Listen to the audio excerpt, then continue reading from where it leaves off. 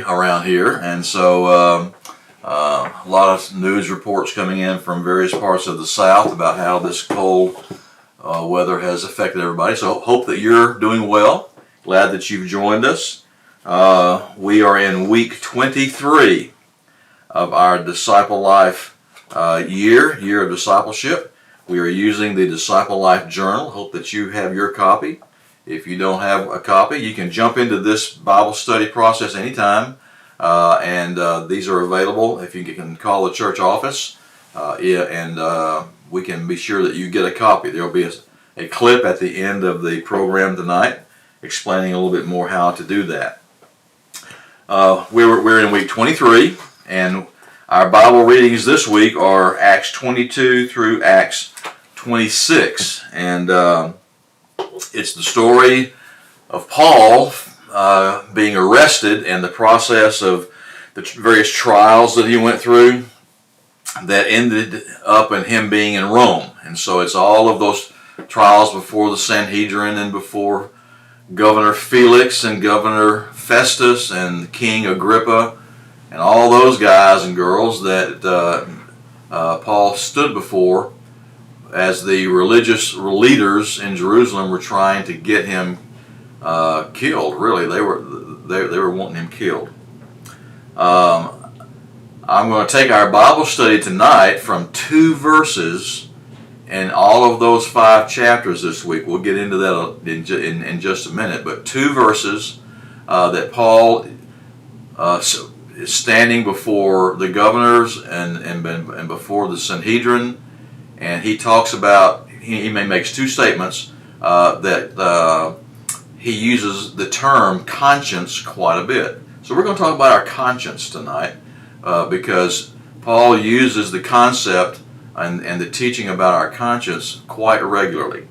My name's Dave Ketchen, and I'm the associate pastor here at Old Zion Hill Baptist Church, and we're going to spend some time tonight looking at that. I've entitled tonight's Bible study, Christians on the Rocks. And the reason I'm saying that was because Paul talks about when we don't have a good conscience, or our conscience isn't clear, that it can shipwreck our faith. So I'm going to be using a verse from 1 Timothy that Paul wrote to 1 Timothy and combining that with 2 verses out of our Bible readings this week. And it'll all come together as we go through the Bible study tonight. Our focal passage, though, is going to be in 1 Timothy. The verses will appear on your screen, and then you'll see how it ties together with our readings this week as we get to them, as we move through the subject of conscience. So 1 Timothy chapter 1, verses 18 through 20, actually is our focal passage tonight. 1 Timothy chapter 1, verses 18 through 20. Timothy, my son, I give you this instruction in keeping with the prophecies once made about you, so that following them you might fight the good fight, holding on to faith and a good conscience. Some have rejected these, and so have shipwrecked their faith. Among them are Hymenaeus and Alexander, whom I've handed over to Satan to be taught not to blaspheme. Okay, the idea of you must hold on to a good conscience. And when Christians don't hold on to or guard their conscience, Paul warns Timothy that it can shipwreck your faith. So it's a pretty serious thing when we start talking about taking care of our conscience as believers. That's why I've entitled tonight's message, Christians on the Rocks, because it's too easy for a Christian to get careless with their conscience and can literally end up shipwrecked on the rocks of their faith. All right, let's begin tonight then. We need to understand what a conscience is. Now, everybody talks about it. If you had to define conscience, what would you say your conscience is? Now, probably something popped into your head when I asked that question that goes something like this.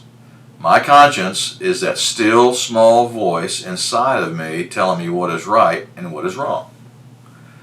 Everybody's mama taught them that. Okay? And so that's actually a pretty good definition. A still small voice inside of me, letting me know what's right and what is wrong. But let me give you a clinical definition of conscience. It's sort of a generic term. It's not really a medical term, but it's one that most people really can understand because most people have experienced this in one way or another. So let's look at a definition of conscience. The conscience, a process of thought. Now that's important that we understand that. It's a process of thought that distinguishes what is morally right and morally wrong. It commends the right and promotes doing it, and it condemns the wrong and promotes avoiding it. So it's that still small voice telling us what's right and what's wrong, and prompting us to do what's right and to avoid what's wrong. And that idea or that thing is a process of thought. We must understand that and remember that it's a function of our mind. It's a function of our mind, will, and emotions, but it's a process of thought. We live in a culture today as Christians in America that a lot of times what we say we believe and what we do are two very different things. And we get ourselves into a pickle of conflict even with ourselves and living at hypocrisy before our society when we say we believe things and then don't do them.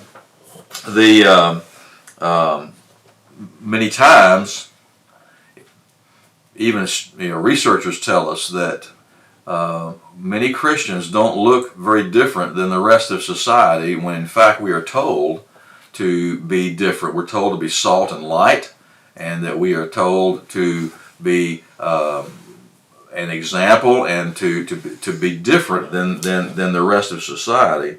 But oftentimes we don't look very different than society. Now, when Christians in our culture today, when Christians do live out their faith in a very serious way, then we become odd to the rest of society. As society drifts further and further away from a godly understanding or a theistic, a God-centered worldview, when a Christian behaves and lives his life with a God-centered or a theistic worldview, he appears to be more and more odd and different than the rest of society. In fact, we don't have to go very far today. In our culture, the things that are happening today, when Christians stand for things about abortion or homosexual issues and those kinds of things, where the Bible clearly says are wrong, when we uphold those things, Christians are looked at as sort of what the media calls the lunatic fringe.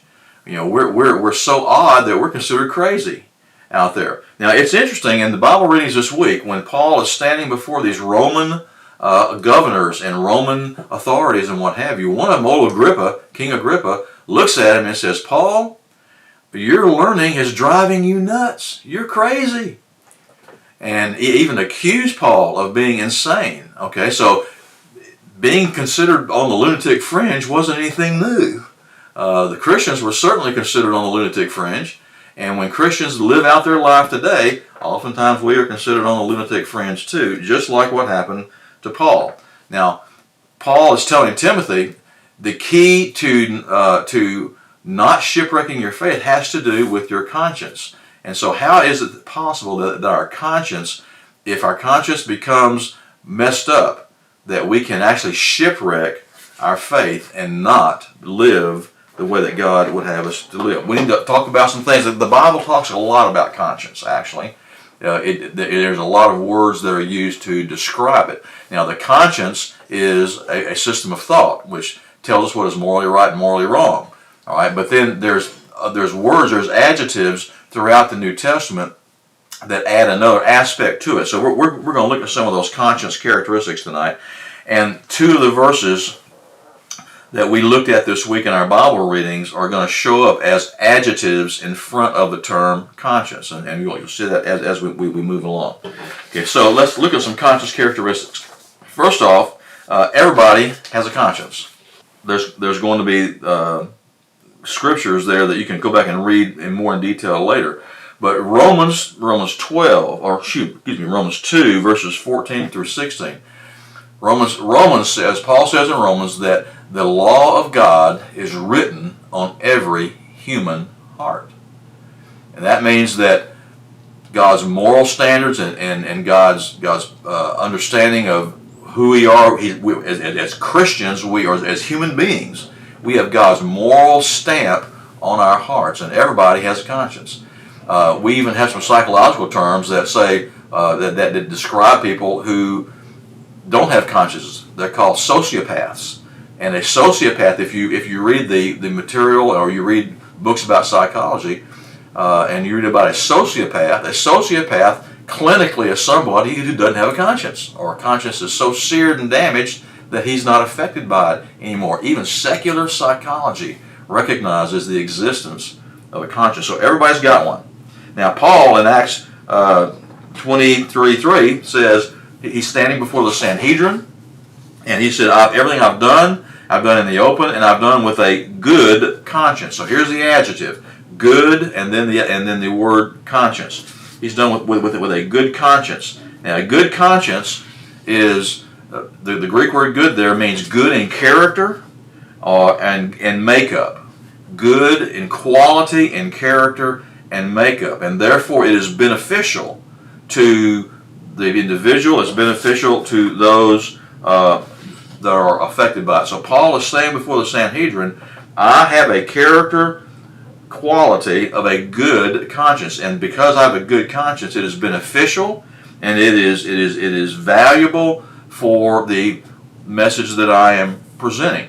A good conscience. Okay, then the next adjective that is used, Paul used in Acts 24, part of our reading this week, verse 16. He's standing before the governor, and he's saying to the governor that he has a clear conscience. A clear conscience. Now, what does that mean? Okay, clear conscience, that's the adjective in front of the term conscience. Clear conscience means to be free of offense. Free of offense and blameless. That means that no standard of blame can be brought against the guy. Now that doesn't mean that a Christian is ever not going to be blamed for stuff. I mean, Paul was blamed by the Jewish leaders right and left about doing things that they considered to be wrong, and they were seeking the death penalty from the Roman government for him because of that. The problem was that Paul wasn't doing anything wrong that was against Roman law, and every Roman authority that examined him agreed he's not doing anything. When Jesus stood before Pilate, Pilate acknowledged that this man has done nothing deserving of death. The Roman authorities, when dealing with Jesus, the Roman authorities, when dealing with Paul, saw him as blameless. There was no basis to hold a charge against him. So that is the characteristic of a clear conscience. Paul stood before them with a clear conscience, free from offense and blameless.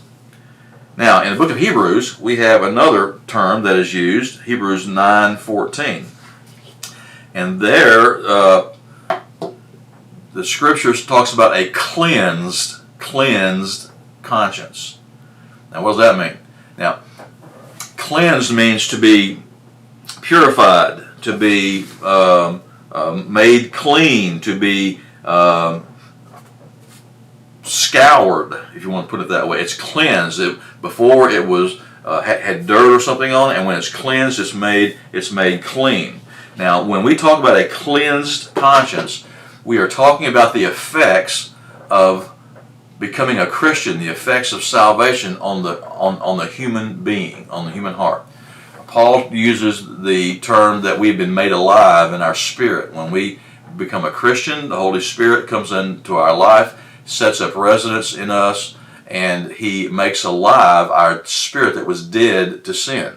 So there's quite a bit of discussion about what happens to a person when they become a Christian. They become a new creation. All things are made new. Old things are past. All things are made new. Well, what becomes new? What has changed when a person becomes a Christian? What was he like before he became a Christian, and what is he like after he becomes a Christian? Well, physically, we don't change any. at least in this life. I mean, eventually when we're with Christ in heaven, we'll have a resurrected body. But when we get saved, when a person becomes a Christian, we don't change any. Our mind, will, and emotions, what the Bible calls our soul, is impacted.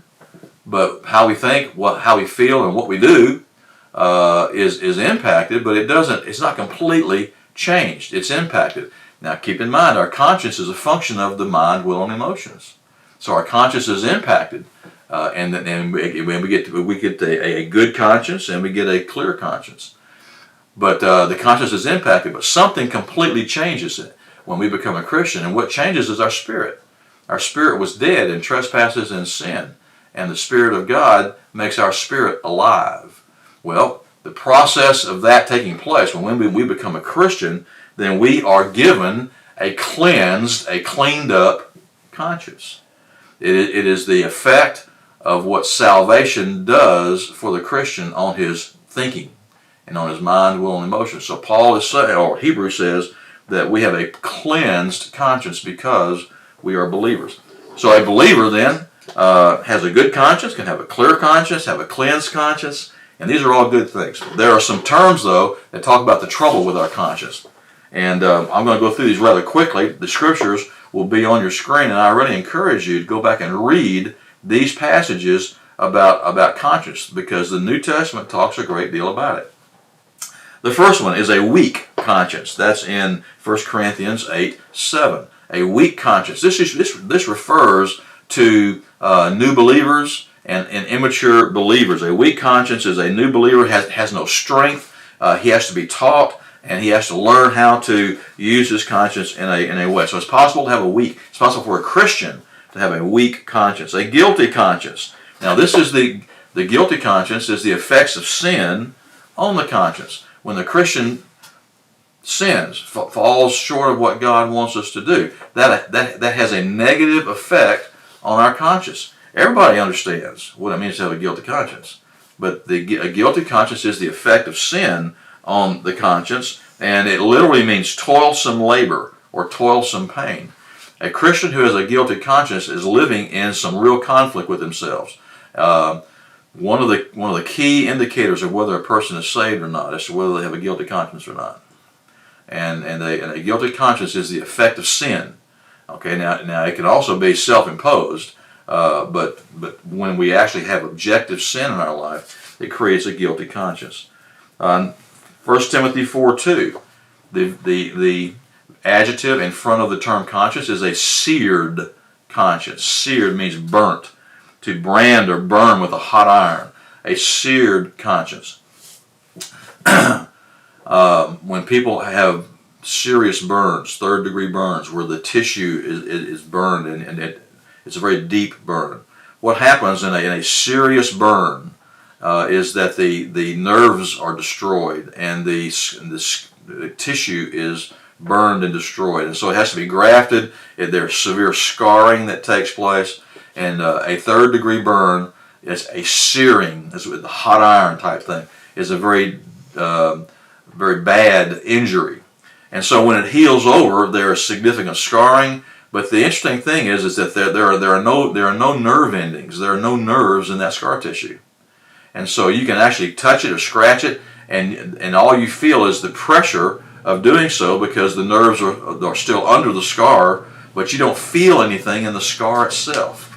So a seared conscience means that the conscience has been burned or seared with the hot iron, and we can actually scar over our conscience and become dulled and become insensitive to righteous living and insensitive to sin. It's possible for a Christian to have a seared conscience, very dangerous thing. You can see a seared conscience might actually contribute to shipwrecking our faith. Corrupt conscience. That is in Titus 1:15. Corrupt. That means dirty. It means you got slop and junk and stuff all over it, and it is now dirty, and it's before it dirties up the cleansed aspect of my conscience. Everybody has to wash clothes every once in a while, because when you put on fresh clothes, and they smell good, they feel good, and what have you, but they get dirty. and so they get contaminated. You have to wash them every once in a while. Otherwise, people don't want to be around you much. And so it's possible to have a dirty conscience or a corrupt conscience. The most important thing we need to understand about this thing, though, is that in Romans 2:16, every conscience will be judged by God. Everybody will stand before the judgment seat of Christ. That's what Romans 2:15 and 16 are talking about. And that God or Jesus himself is going to judge and evaluate our consciences as well as our behavior. Every thought, every aspect of what we did in this life is going to be judged. So every conscience is going to be judged by Jesus, and we will, as a believer, we will either be rewarded for what we've done in this life with our conscience and our behavior, or we will suffer loss. Now, we're still Christians. Our salvation is not in question, but rewards and blessings will be in question. Folks that are not Christians and stand before the judgment seat of Christ, it's called the Great White Throne Judgment in the book of Revelations. Those are people that are not believers in Christ. Their works and their consciences are judged also. But the difference is that those people will stand condemned before God and will spend eternity in a place called hell. But their consciences and their behaviors were also judged. Every conscience, every person will stand before the judgment seat of Christ. Every person, believer or unbeliever, and their deeds are going to be judged, and their consciences are going to be judged. Our conscience is a very important thing. The Bible talks a great deal about it. 2 verses in our Bible readings this week, Paul is describing how he has conducted himself as an apostle of Jesus Christ, and he said, I have done it with a good conscience and a clear conscience. We're to make space for Jesus in our life. A lot of application from this week's Bible study. SPACE, sin to confess, promise to claim, attitude to change, command to obey, and example to follow. We're going to put back the 2 slides that show the conscience characteristics and give you a chance to review those, and also spend a moment taking a look at our SPACE acrostic to see what kind of application that you need to apply from this week's study. We're going to give you a few seconds to do that.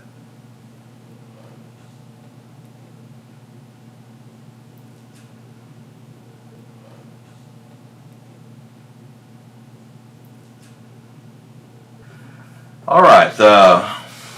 It's been good being with you tonight. We'll hope to see you Sunday. Take it easy in all this cold weather, and we'll be praying for you. If you need anything, give us the church a call, and we'll talk to you later. Goodbye.